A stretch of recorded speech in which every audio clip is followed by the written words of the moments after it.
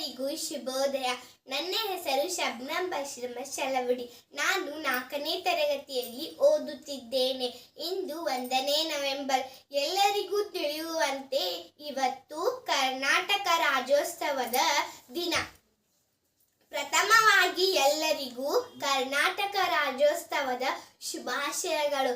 1956 November 1ರಂದು Kannada ಮಾತನಾಡುವ ಪ್ರದೇಶ ವಿಲೀನಗೊಂಡು ಮೈಸೂರು ರಾಜ್ಯ ಉದಯವಾಯಿತು. ಕನ್ನಡ ಕೆಂಪು ಹಳದಿ ಬಾವುಟವು ಹುರಲಿ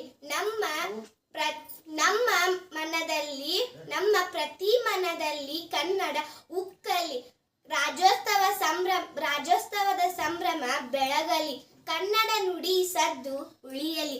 ಬೋಲೋ ಭಾರತ್ ಮಾತಾ ಕಿ ಜೈ. ಬೋಲೋ ಭಾರತ್ ಮಾತಾ ಕಿ ಜೈ. ಧನ್ಯವಾದಗಳು.